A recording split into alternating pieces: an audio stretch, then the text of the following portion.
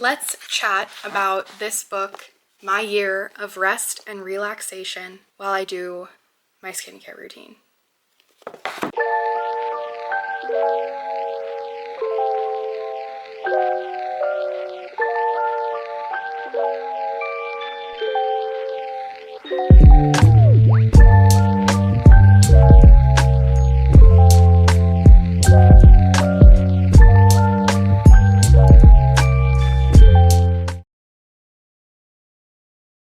Where do I even begin?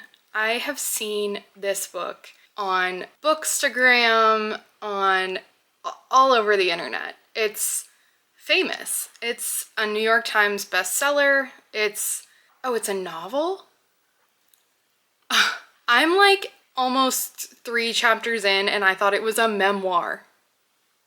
It's a novel? Okay, sorry, let's back up. I have seen this novel, always thought it was a memoir.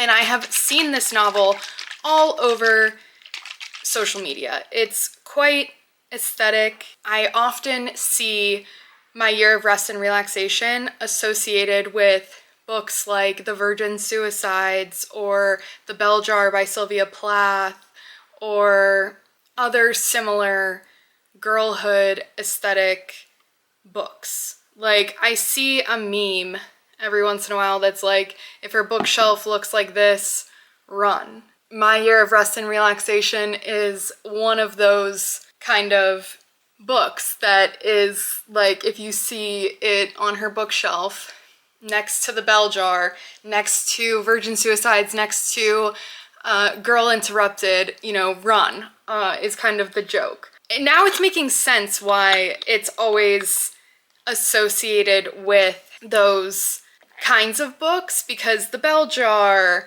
is about Sylvia Plath, it's semi-autobiographical, and it's about the unraveling of a young woman's mind as she struggles with undiagnosed, untreated mental illness. I have not read The Virgin Suicides, but it's my understanding that it's about a family in which all the daughters kill themselves. So that's obviously mental health related. Then you have Girl Interrupted, which is a memoir about a young woman's stay at McLean Hospital in the 70s, I believe, which is McLean Hospital is a psychiatric ward, a very famous psychiatric ward, I may add. It makes sense to me now that I'm a few chapters into My Year of Rest and Relaxation that it is associated with these sort of the unraveling of a young woman's mind types of books. I always thought it was maybe out of place in its association with those kinds of books, because my impression of My Year of Rest and Relaxation was very literal. I thought it was about a gap year. I thought it was about taking a year off from work or from school and just exploring life. I thought it was about anti-hustle, anti-the grind mindset. That is what I thought. It was a memoir reflecting upon a year off from the hustle and grind of life. That's what I thought it was about. And I don't think I'm alone in that sort of impression of this book, because my friend recently told me that she was gifted My Year of Rest and Relaxation by a friend of hers, and that she had the same understanding. She had the same expectation going into it. I actually ran into Jess a few weeks ago and she said she had just finished reading it and she had mixed feelings about it, not to put Jess on blast. And yeah, she had mixed feelings about it because she went into it with this expectation, as I had. Then she read it and she told me it's actually about grief. And she said, basically, like, I would have liked to have known it was about grief going into it, because it kind of was these aren't her words, I'm putting words in her mouth at this point, but she just said she would have liked to know that going into it. And I'm assuming she means that she went into it kind of having a lighter vibe, and it ended up being a downer, more of a downer than anticipated. I can see that in just the first 70 pages that I've read.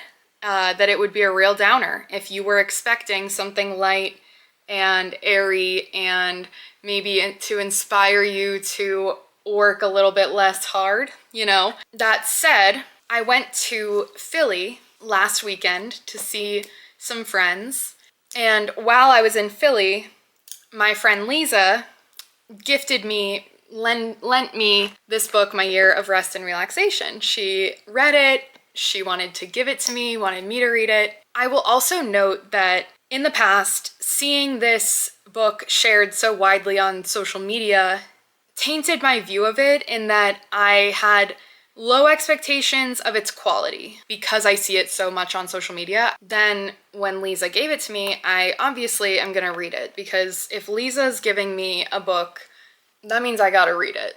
Like, I guess I value her kind of recommendation. I value many of my friends' recommendations.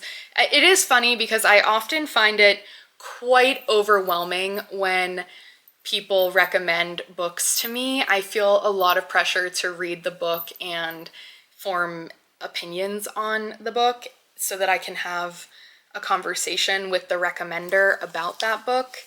It does stress me out a bit when people recommend me literature, because people know I love to read, so I am recommended a lot of literature, and it's, you know, tough to know when a recommendation is really on point for you as a reader. But if Lisa's handing me a book, you know, I gotta read it. Just to even understand why Lisa is handing me this book. Where do I see Lisa in this book? You know, it piques my curiosity. I wanted to read it, so I pretty much immediately started it. I put to the side The Lover by Dumas, I believe, which I was going to read, and I started My Year of Rest and Relaxation.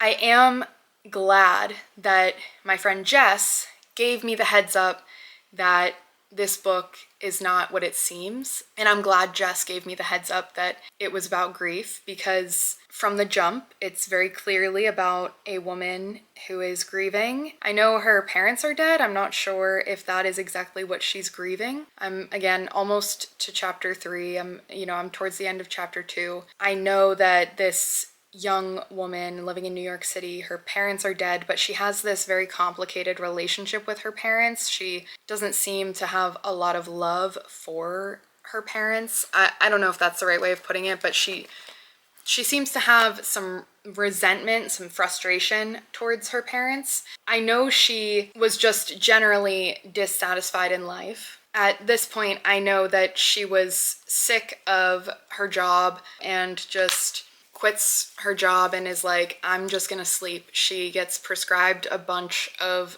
psychiatric medications that help her induce sleep, and just it lives a very depressive lifestyle. That's where I'm at right now, is just kind of the setting up of like creating a routine and creating an environment in which this young woman can just sleep. I am pleasantly surprised. I know that subject matter sounds heavy, but I think it's not quite relatable, because how many people can just quit their job and swim in the sea of their depression, like really immerse themselves in their depressive urges, just really feed into those depressive urges. Most people do not have the privilege of financial security as this main character has. They gotta go to work. I mean, they might call out sick if the depression has them tethered to the bed. You know, they might skip class if they're in school, but people gotta persevere through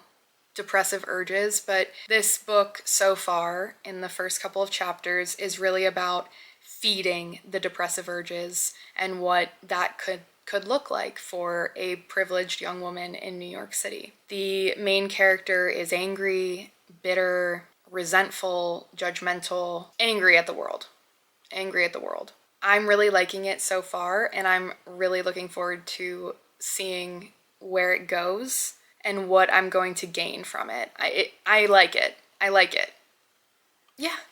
I'm excited to take you along on my journey with My Year of Rest and Relaxation and share my thoughts as I go, and maybe some reflections once I finish.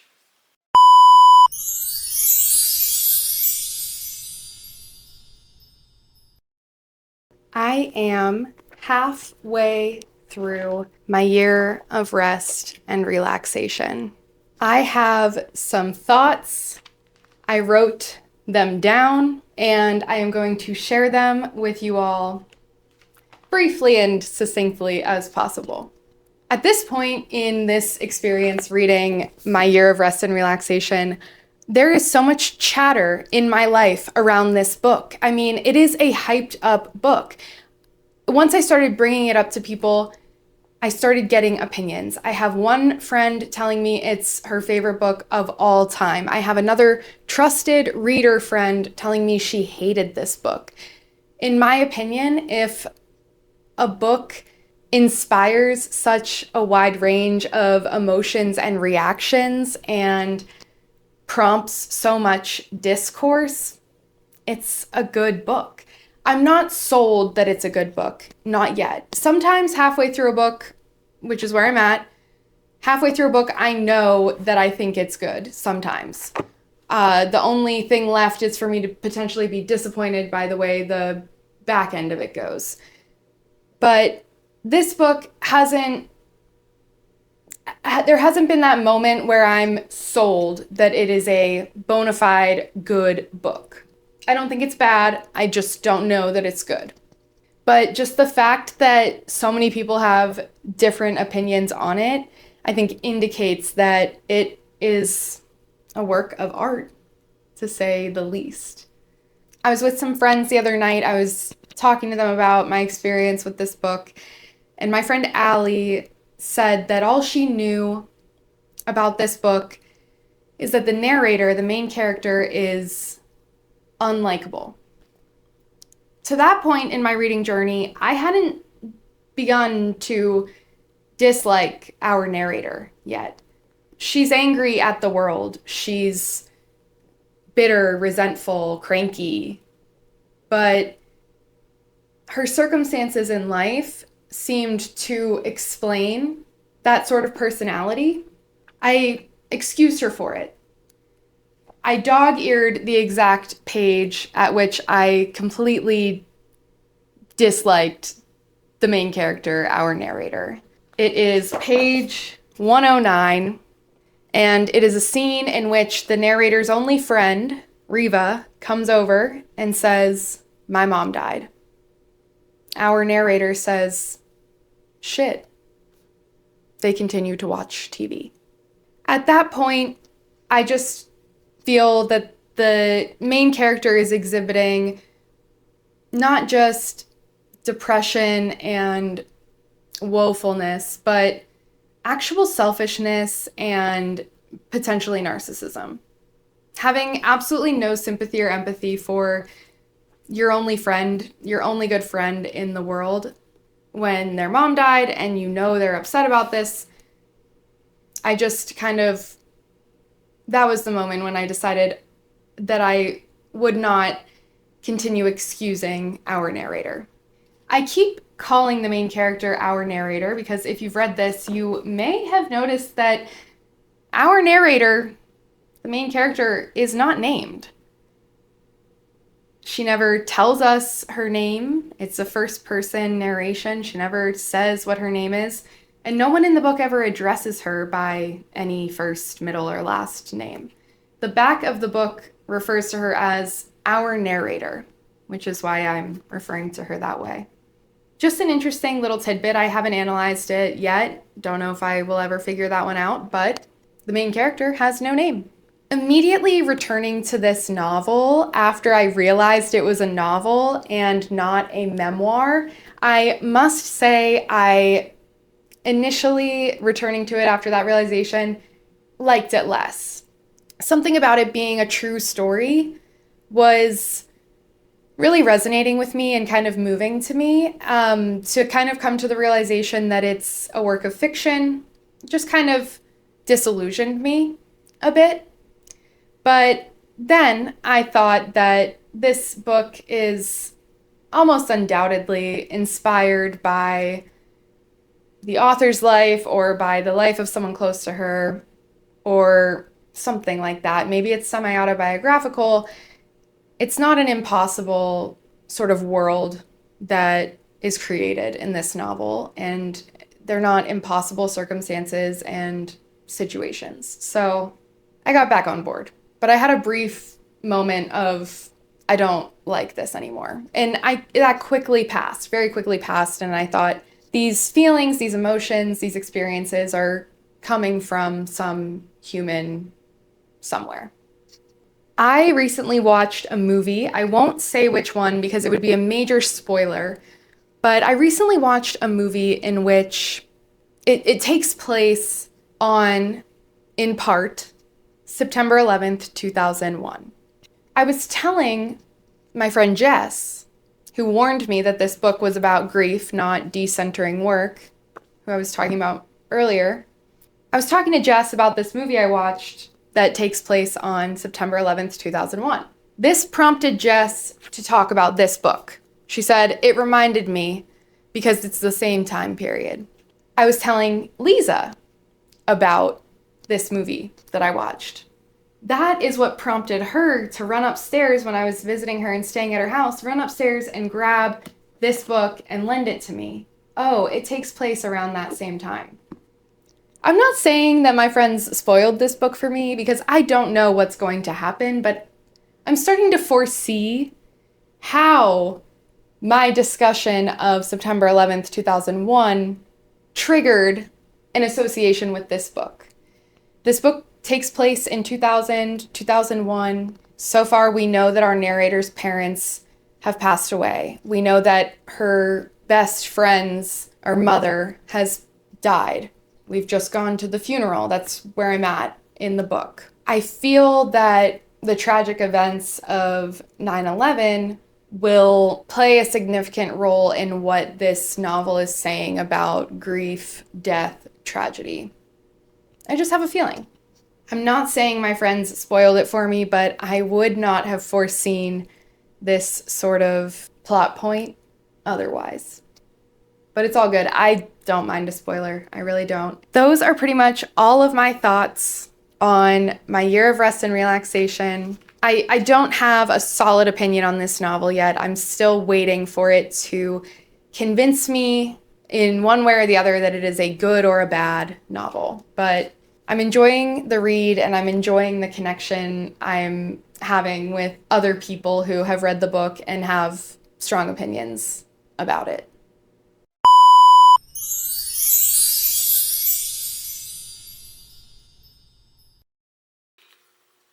Get ready with me as I yap about my year of rest and relaxation.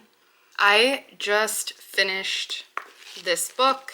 The title of this video warns that there are spoilers, so just be prepared that I am about to really get into some spoilers as I'm now done with the book. I'm going to talk about the book start to finish. And I wrote some notes in my notes app. I shared a lot halfway through this read about my thoughts and reflections on the book. And I don't have a ton to add. I think I said a lot of my thoughts and expressed a lot of my feelings about this book in the first two sit-downs I did to talk about the book. Nonetheless, I have to check in when I finish, obviously. That's essential. Here we are. I'm going to dinner tonight with my friends. One of my friends has read this book, and when I posted on Instagram that I was reading this book, she messaged me and said, I hated this book. So I'm excited to talk with her more about my year of rest and relaxation and find out what she disliked about it. In my last check-in, I was questioning whether this book is a good book. So when I meet up with my friend tonight and talk with her about how I felt about this book, I'm not going to be persuading her that it's a good book and that she should like it, or that her opinion that she didn't like it is wrong. I don't feel that strongly about the book. There are books that I could be like, no, you totally misunderstood it. It's actually a great book. See it from this perspective. People don't like the book. People love the book. For some people, it's their favorite book of all time. That's been my experience with this book, is when I tell people I'm reading it, I get, from people who have read it, I get, I didn't love that, or I hated that, actually. Not just I didn't love that, I get either I hated that or I loved that. It is a polarizing read. People have varying opinions on it. And I wrote something in my notes app that was like, my experience actually reading the book was not as remarkable as my experience with telling people that I was reading the book. I got so many mixed reviews and reactions. Some love it and some hate it. Is it a good book? Yes. Any book that can inspire such visceral reactions is a good book. This book, My Year of Rest and Relaxation, doesn't just inspire, oh yeah, I read that, whatever, I read it, I have no opinion on it, never thought about it again. No. It inspires, oh, I read that, I fucking hated it. Or, oh, I read that, it's like my favorite book I've ever read. So any book for me that is going to make people feel so much, whether it's the love end of the spectrum or the hate end of the spectrum, it's making people feel, it's making people talk. Does it have the staying power of a book like The Bell Jar? Is it a modern classic? Do I think audiences will be resonating with it for decades to come? I'm not sure. No, I don't think it's on par with a masterpiece like The Bell Jar. I don't think we can say this is as good as The Bell Jar, or this is the modern Bell Jar, or this is going to resonate with readers the way The Bell Jar does for generations to come, right? And I'm comparing it to The Bell Jar a bit prematurely, I guess. I need to discuss why I'm comparing it to The Bell Jar. I'm just putting bronzer on my entire face. It's hard to do these get ready with me's while I talk. I'm comparing it to The Bell Jar because, as I think I mentioned earlier, this book, My Year of Rest and Relaxation, is often associated with The Bell Jar, American Psycho, Lolita, three of my all-timers, favorite books of all time. It's also associated with The Virgin Suicides, which I've never read, and with Girl Interrupted, which I have read but hated. When I say associated with, I mean that people will take pictures of their bookshelves and those will be the books they grouped together on the shelf. My Year of Rest and Relaxation is associated with great books like this, and I never understood why. I never understood how this book fit in with those others. Now that I've read it, I see how it fits in with that sort of feminine rage, the unraveling of a mind sort of class. I don't think it belongs in that class. I don't think it's that good. Like, those are some of my favorite books of all time. I hated Girl Interrupted, that's another story. But those are some of my absolute favorite books of all time, and I don't think this enters like the canon of like Carly B's favorite books of all time, like read these books to get to know me, like these books represent me and resonate with me so deeply, like The Bell Jar does, or like this wasn't something that deeply represented me. It wasn't the most fluid, impactful writing I've ever read. Okay, so no. Do I think it's one of the best books of all time or one of my favorite books of all time? I wouldn't say so, no. Is it a good book?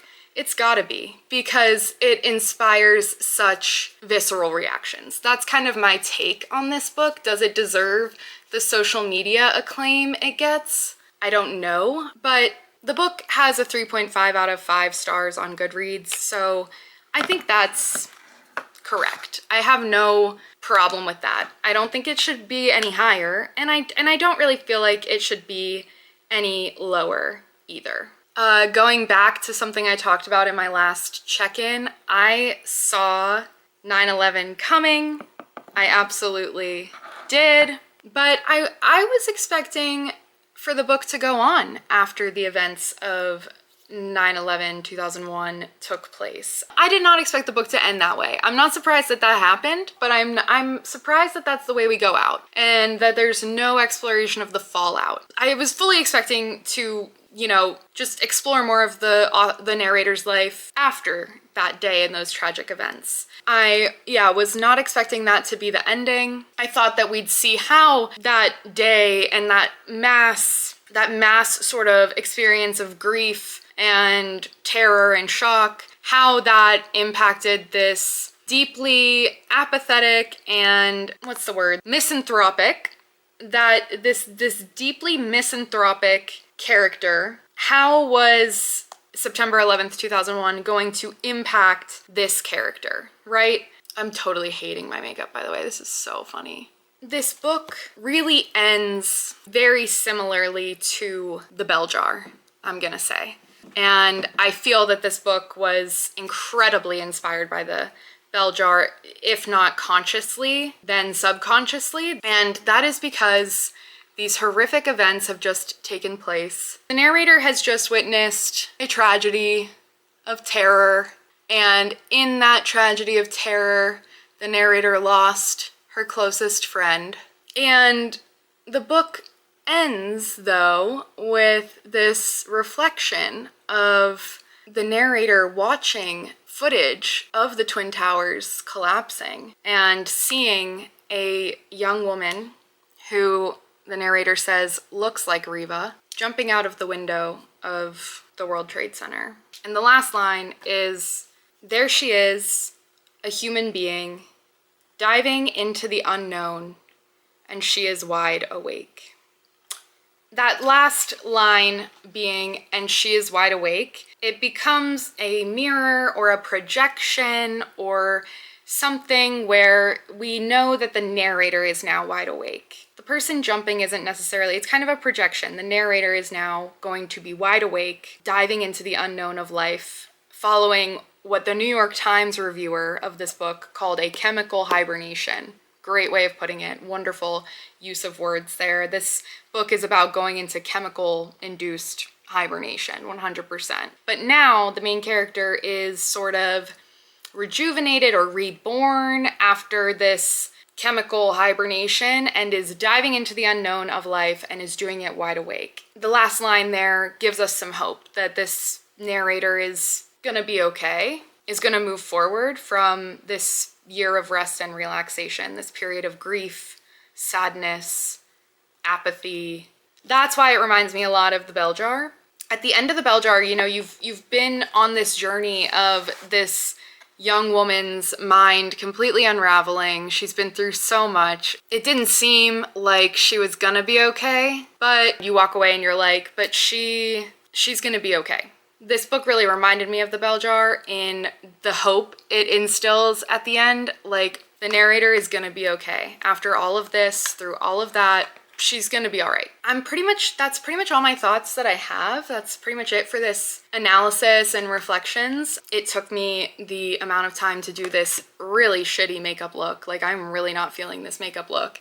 It took the same amount of time to do my makeup that it took me to kind of share my final thoughts and reflections. I do want to note, and something I wrote in my notes app, is that this book undoubtedly inspired me. I did flat lay photography with this book. I laid out like some pill bottles and makeup and lingerie because that represents this book to me.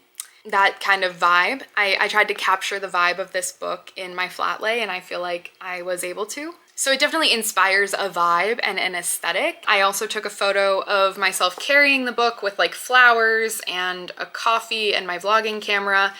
Girls carrying shit photo. If you are familiar with the Instagram girls carrying shit, I made a girls carrying shit photo of me holding this book and things that kind of like went with the aesthetic of the book. So the book has a very clear aesthetic. It's like if you go on Pinterest, you'll see collages of this book with like pill containers, Kate Moss in the 2000s, the Olsen twin carrying the beat up Birkin bag. Like, it is a vibe. It's a vibe. So it's achieved something in being a vibe on the internet and inspiring me to like portray that vibe as well. So this book is a vibe. it's successful in that way. That is my review, my thoughts and reflections on my year of rest and relaxation. I'm so happy Lisa recommended it to me because I would not have read it otherwise at all. I can't wait to hear your thoughts, analysis, reflections of the book, and your reactions to my reactions in the comments. Peace and love.